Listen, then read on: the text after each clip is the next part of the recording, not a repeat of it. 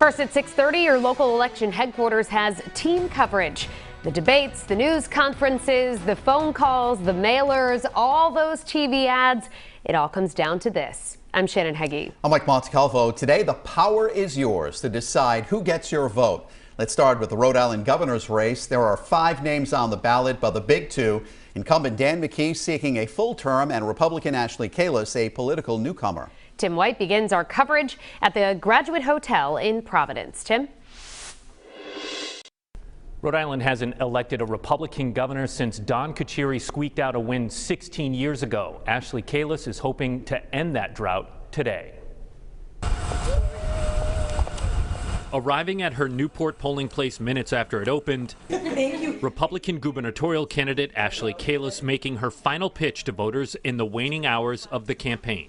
It's time for change. If you want change, if you want someone that's going to make Rhode Island an affordable place to live, work, and raise a family, lower taxes, and roll back the electricity rate hike, then vote for me. I definitely got upstaged this election with my mom. Incumbent Democrat Dan McKee greeted by supporters in Cumberland, where he cast his ballot. It's just an important day, and starting off in my hometown, and then I'll be traveling around the state of Rhode Island, encouraging people to get out and vote. That's the most important thing, and then asking them for their support. And it's been an expensive race. Kalus has spent a whopping $4.7 million of her own money in the contest. The McKee campaign has spent $3.6 million when you include the primary, but unlike Kalus, McKee also received financial help from outside groups like the Democratic Governors Association, which last week pumped another $260 grand into the race to attack Kalus with TV ads. So I think the governor's race could get interesting. 12 News political analyst Joe Fleming says a high-interest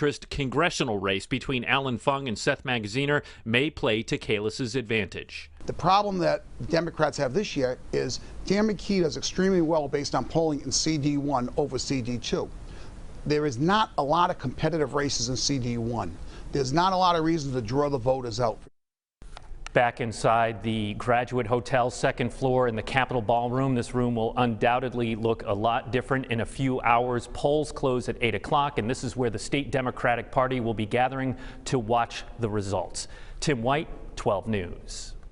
Thank you, Tim. And of course, the other big race tonight, Rhode Island's 2nd congressional district between Alan Fung and Seth Magaziner. This one has made national news and brought in swing state spending. 12 News reporter Steph Machado continues our team coverage in Warwick. Republicans are as hopeful as they've been in years that they'll be able to turn the 2nd congressional district red, while Democrats are fighting to the last minute to keep it blue. Republican Alan Fung and Democrat Seth Magaziner making their final pitch to voters. Rhode Islanders want a Congress that is in it for working people, that will fight to protect Social Security, Medicare, lower health care costs, lower energy costs, and bring Rhode Island values to Congress. We need a change. Rhode Islanders are hurting.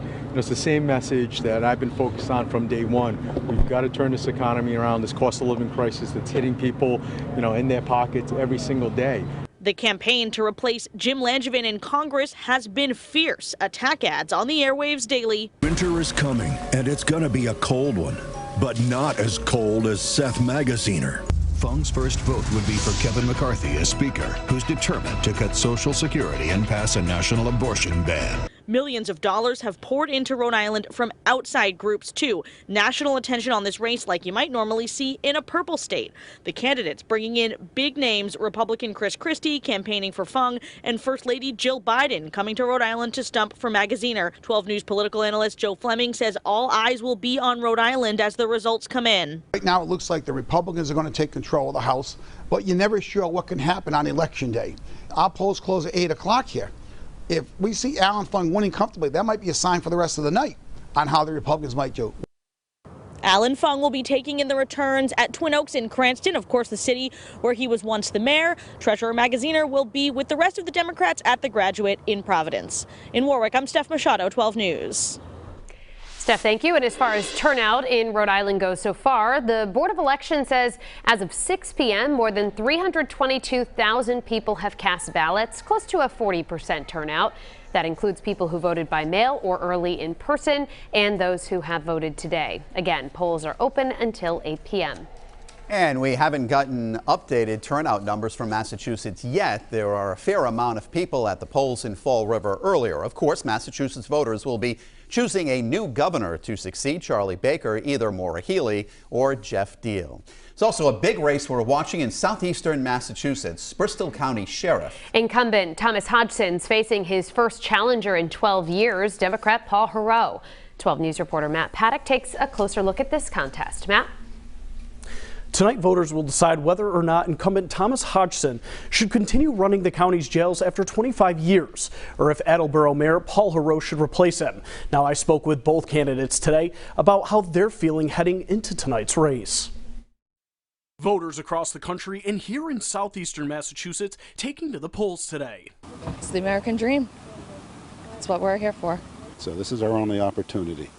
So we have to take advantage of it. One of the key local races on ballots in Mass, the Bristol County Sheriff's seat. Thomas Hodgson has been running the county jails for the past 25 years and says his experience is what makes him the perfect candidate. Here we are. It's a job I have a passion for. I started my career in law enforcement, and I'm really looking forward, particularly right now with all the things that are happening in our country in regards to the defunding the police and all the other things that are impacting our communities, the fentanyl problem. His opponent, Paul Heroux, arguing this, saying he has more experience than Hodgson did when he was first elected. I actually have more corrections experience than Hodgson had when he was appointed to the position a quarter of a century ago.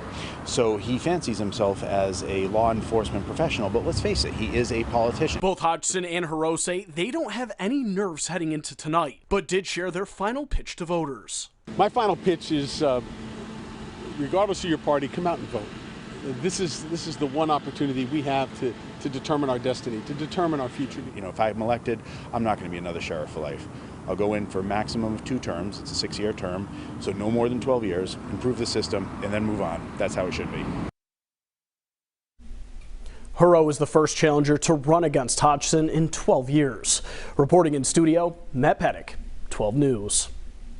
Matt, thank you. And Massachusetts Secretary of the Commonwealth says they're seeing a lot of voter interest in the statewide ballot questions. The two getting the most attention, question 1, the so-called millionaire tax, and question 4 on whether to keep or repeal the state law allowing undocumented people to get driver's licenses. The other two ask voters whether or not to require dentists to spend more of their premiums on patients and whether to expand the number of alcohol licenses businesses are allowed to have. Rhode Island voters in 31 cities and towns will be deciding today whether or not to allow recreational marijuana shops to open up in their communities. There are also 3 statewide ballot questions asking voters if the state should borrow money to improve URI's Narragansett Bay campus, and also if Rhode Island should issue bonds to fix schools and fund green economy projects. Your local election headquarters has you covered tonight. We're on the air starting at 9 p.m. on WPRI for our 12 News election special. Then we bounce over to Fox Providence for 12 News at 10 and back on WPRI for 12 News at 11. And there's still time to cast your ballot. Scan this QR code. It'll take you to a streamlined WPRI.com mobile link. Be sure to bookmark it.